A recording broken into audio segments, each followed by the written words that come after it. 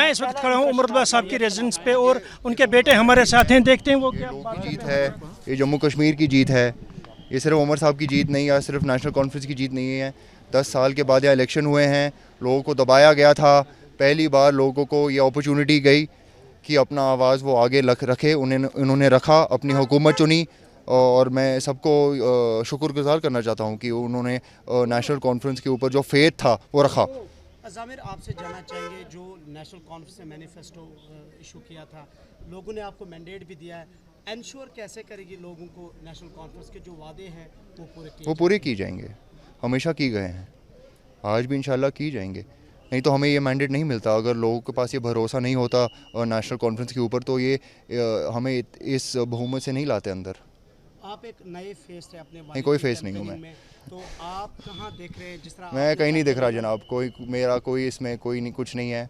मैं लोगों के साथ हूँ, जो उनकी आवाज़ है मैं बनने की कोशिश करता हूँ, जो उनके मसले हैं मैं आगे करने की कोशिश करता हूँ। इससे ज़्यादा मेरा कोई रोल नहीं है। मुझे ये बताएं कि जब हम कश्मीर पर नज़र दौड़ाते हैं, नौजवानों के काफ़ी मसाइल है, आप भी एक नौजवान है और आपके ख़ानदान की एक पॉलिटिकल लेगेसी है, तो आप इस वक्त नौजवानों के मेन इश्यूज क्या समझ रहे हैं जिनको नई हुकूमत की रिस्पॉन्सिबिलिटी है उनको एड्रेस करना है? बेरोज़गारी, अनएम्प्लॉयमेंट पहली चीज़। अगर नौजवान को आगे कोई अपना फ्यूचर नहीं दिखता, कोई काम नहीं उनके लिए, तो क्या करेंगे वो? अब देखिए, लोग पूछते हैं कि ड्रग्स का मसला यहाँ जम्मू कश्मीर में इतना क्यों बढ़ा है।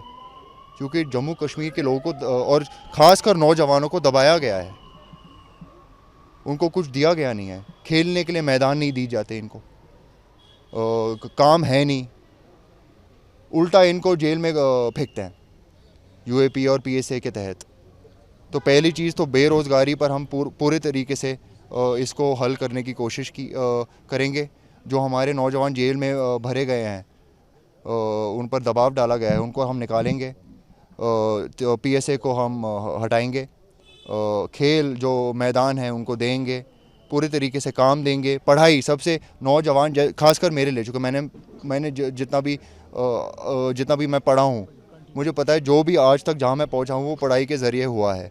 तो हमें नौजवान को जिस तरीके से शेर कश्मीर शेख मोहम्मदुल्लाह ने हमारे जम्मू कश्मीर के लोगों को पढ़ाया, हमें भी जम्मू कश्मीर के लोगों को पढ़ाना पड़ेगा। मैंने तो बोला, statehood is the right of Jammu and Kashmir, there is no other way. We are a democracy, the people of Jammu and Kashmir have chosen their leader, their representatives. The representatives need to work for the people. The only way the people of Jammu and Kashmir, their work can be done is for the government to have power. अब देखना।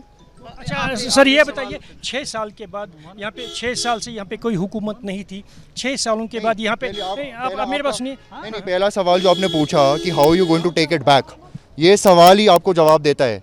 ये क्यों नहीं दे रहे वापस? मांगने की क्यों ज़रूरत पड़ रही है?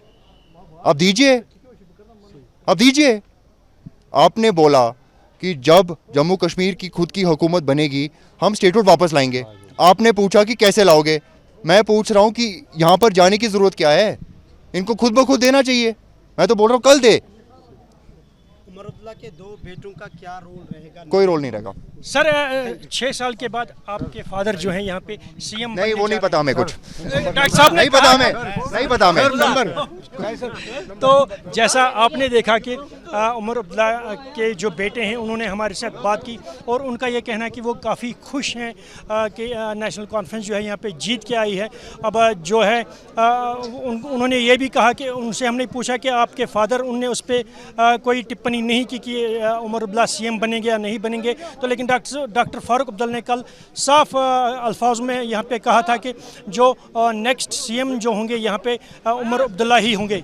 अब ये देखना होगा कि कल या परसों जो यहाँ पे नेशनल कॉन्फ्रेंस की कोर मीटिंग होगी इनकी बॉडी की, उसमें किसको जो है सीएम फेस के लिए चुना जाता है और यहाँ पे कौन अब अगला मुख्यमंत्री बनेगा। Mohammad Yunis, News Nation, Srinagar. News Nation अब व्हाट्सएप पर खबरों के ताज़ा अपडेट के लिए न्यूज़ नेशन के इस QR कोड को स्कैन करें।